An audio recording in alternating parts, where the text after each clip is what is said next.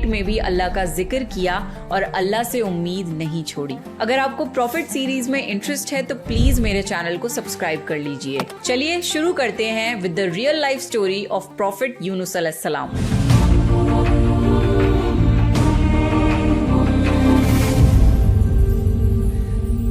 یونس علیہ السلام کا واقعہ اللہ نے قرآن میں بیان کیا ہے۔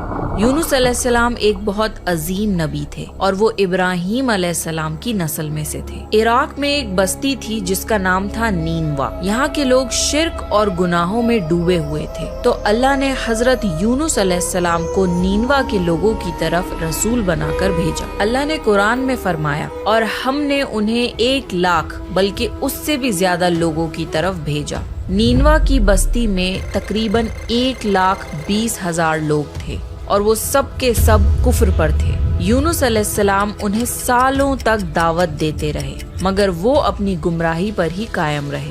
جب ان لوگوں نے یونس علیہ السلام پر ظلم کرنا شروع کر دیا، انہیں دھمکیاں دینے لگے، تو آپ نے انہیں اللہ کے عذاب سے متعلق آگاہ کر دیا۔ آپ نے فرمایا، فلاں دن تم پر عذاب نازل ہوگا۔ اس کے بعد غصے کی حالت میں آپ بستی سے نکل گئے، حالانکہ اللہ نے آپ کو صرف 7 دن کی مہلت دینے کی اجازت دی تھی، جس کے بعد ان پر عذاب نازل ہوتا، لیکن یونس علیہ السلام کو خود بستی سے نکل جانے کی اجازت نہیں دی تھی۔ جب اللہ کسی کو نبی بنا کر کسی جگہ پر مقرر کرتا ہے تو وہ نبی اس جگہ کو نہیں چھوڑ سکتے جب تک اللہ کی اجازت نہ ہو۔ یہی وجہ ہے کہ محمد صلی اللہ علیہ وسلم نے مکہ تب تک نہیں چھوڑا جب تک اللہ کی اجازت نہیں آ گئی۔ اللہ کی اجازت کے بعد ہی انہوں نے مدینہ کی طرف ہجرت کری۔ جب یونس علیہ السلام نے 7 دن کی مہلت کا اعلان کیا تو آپ خود غصے کی حالت میں بستی چھوڑ کر چلے گئے۔ سورہ انبیاء میں اللہ تعالیٰ فرماتا ہے، مچھلی والے کو یاد کرو جب وہ غصے میں چلا گیا اور سمجھا کہ ہم اس کو پکڑ نہیں سکیں گے۔ جب یونس علیہ السلام اپنی قوم کو چھوڑ کر چلے گئے، اسی دوران اللہ تعالیٰ کی طرف سے عذاب کی علامتیں اس بستی پر ظاہر ہونے لگی۔ ایک بڑا سا کالا بادل ان کی طرف بڑھنے لگا۔ اس بادل میں آگ کے شعلے بھی نظر آنے لگے۔ ان لوگوں نے پہلے ہی دن اس بادل کو دیکھ لیا اور سمجھ گئے کہ یہ وہی عذاب ہے جس کا ذکر یونس علیہ السلام نے کیا تھا۔ وہ لوگ عاد اور سمود اور لوط علیہ السلام کی قوم کے عذاب کے بارے میں واقف تھے۔ یہ عذاب ان کی بستیوں کے آس پاس ہی آئے تھے۔ ان کے سردار اکٹھا ہوئے اور کہنے لگے، جس طرح عذاب پہلے لوگوں پر آیا ہم پر بھی آئے گا، جلدی کرو، سب توبہ کرو۔ پھر ان سب نے اختلاف ختم کر کے مانا کہ یونس علیہ السلام سچ کہہ رہے تھے۔ ان سب نے اللہ سے توبہ کی اور ایمان لے آئے، مگر یونس علیہ السلام اس وقت وہاں نہیں تھے۔ وہ تو بستی سے غصے میں نکل چکے تھے۔ ان لوگوں نے پرانے کپڑے پہنے، زمین پر نکل آئے، روئے، گڑ گڑائے اور اللہ کے حضور سجدہ کیا اور مغفرت مانگی۔ ان کے سرداروں نے سب لوگوں کو الگ الگ کر دیا،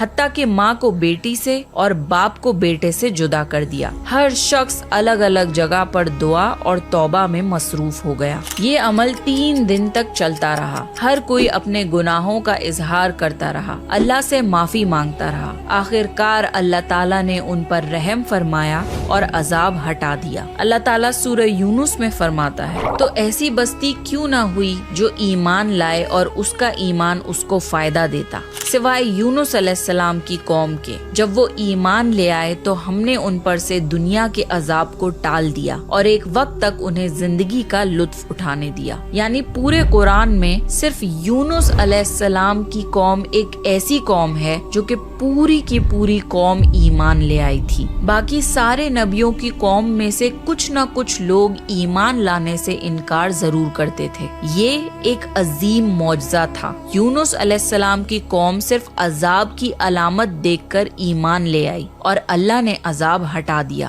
یہ اللہ کی قدرت اور رحمت کا ثبوت ہے۔ اللہ جسے چاہے اسے ہدایت دیتا ہے۔ ایک ساتھ 1,20,000 لوگ ایمان لے آئے، جبکہ ان کے نبی ان کے بیچ میں موجود بھی نہیں تھے۔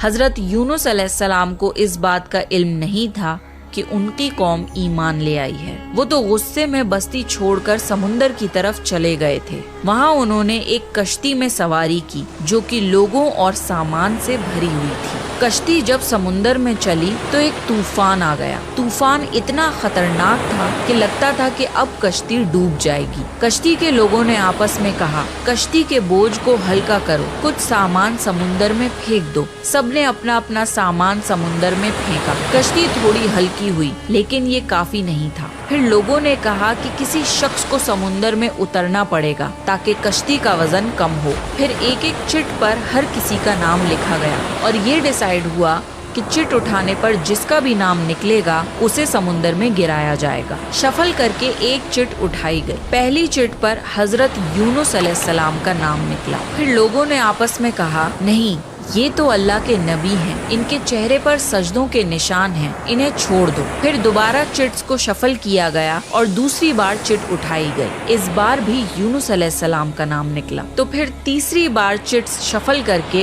एक और चिट उठाई गई, मगर तीसरी बार भी चिट पर यूनुस अलैहिस्सलाम का ही नाम निकला। जब बार बार यूनुस अलैहिस्सलाम का नाम निकलता रहा तो आखिर लोगों ने मजबूरन यूनुस अलैहिस्सलाम को समुंदर में गिरा दिया। इस वक्त अल्लाह ताला ने एक बड़ी मछली यानी वेल फिश को हुक्म दिया कि यूनुस अलैहिस्सलाम को निगल ले। तो फिर उस वेल फिश ने यूनुस अलैहिस्सलाम को निगल लिया। मगर अल्लाह ताला ने मछली को ये हुक्म दिया था कि यूनुस अलैहिस्सलाम को चोट नहीं लगनी चाहिए। मछली ने यूनुस अलैहिस्सलाम को नुकसान नहीं पहुंचाया। यूनुस अलैहिस्सलाम मछली के पेट में चले गए। आपको समझ आ गया कि ये सब उसी वजह से हुआ है कि आप अल्लाह की इजाजत के बगैर बस्ती से निकल आए। यूनुस अलैहिस्सलाम को बहुत पछतावा हुआ और उन्होंने खुद पर अफसोस किया। ये पहला कदम होता है तौबा की तरफ, जब बंदा अपनी गलती को एक्सेप्ट करे और रिग्रेट करे कि उसे ऐसा नहीं करना चाहिए था। हजरत यूनुस अलैहिस्सलाम 40 दिन तक मछली के पेट में रहे। कुछ रिवायतों में आता है कि 3 दिन या 7 दिन मछली के पेट में रहे। रात का अंधेरा, समुंदर की गहराइयों का अंधेरा और मछली के पेट का अंधेरा।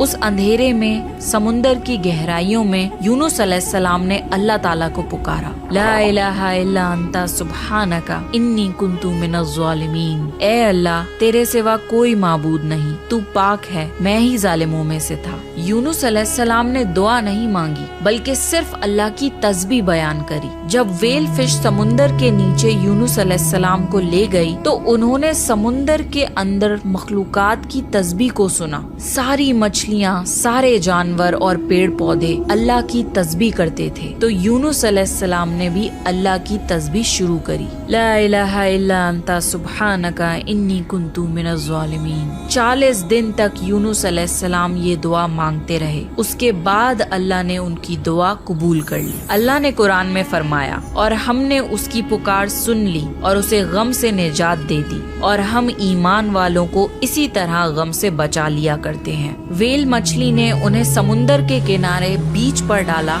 और चली गई। कुरान में अल्लाह ने फरमाया, फिर हमने उसे एक चटियल मैदान में डाल दिया और वो वहाँ बीमार थे, और उस पर साया करने वाला एक बेलदार दरख्त हमने उगा दिया। मछली के पेट के एसिड्स की वजह से यूनुस अलैहिस्सलाम की स्किन जल गई थी। इस पेड़ के पत्ते बहुत बड़े बड़े और चौड़े होते हैं जो यूनुस अलैहिस्सलाम को धूप से बचाते थे, और इस पेड़ से एक खुशबू आती थी जिसकी वजह से कीड़े मकोड़े दूर रहते थे। इन्हीं स्पेशलिटीज की वजह से अल्लाह ने इस बेलदार दरख्त को यूनुस अलैहिस्सलाम के पास उगाया था ताकि वो हर तरह की तकलीफ से महफूज रहें। ये है अल्लाह की कुदरत, सुभान अल्लाह। इसके अलावा अल्लाह ने यूनुस अलैहिस्सलाम के पास एक बकरी भेजी। वो यूनुस अलैहिस्सलाम के करीब आती और उनके सर के ऊपर टांगे फैलाकर खड़ी हो जाती थी। यूनुस अलैहिस्सलाम जख्मी हालत में लेटे लेटे उससे दूध पी लेते थे। ये था उनका खाना और पीना। धीरे धीरे यूनुस अलैहिस्सलाम की सेहत बेहतर होने लगी और वो उठने के काबिल हो गए। ये सब अल्लाह ताला की मेहरबानी से हुआ। जब वो बिल्कुल ठीक हो गए और उनकी सेहत लौट आई तो अल्लाह ने उन्हें फिर से अपनी कौम की तरफ जाने का हुक्म दिया। वहाँ जाकर यूनुस अलैहिस्सलाम ने देखा कि उनकी पूरी कौम ईमान ले आई थी। अल्लाह जिसे चाहे उसे हिदायत दे सकता है और अल्लाह को किसी की मदद की जरूरत नहीं है। अल्लाह ने यूनुस अलैहिस्सलाम अलैहिस्सलाम के इस वाक़े को सुनाकर मोहम्मद सल्लल्लाहु अलैहि वसल्लम को समझाया कि दीन की दावत देते वक्त उकताना नहीं, यानी लोगों के खराब बिहेवियर की वजह से उनसे फ्रस्ट्रेट मत होना और उनकी कड़वी बातों से मायूस मत होना।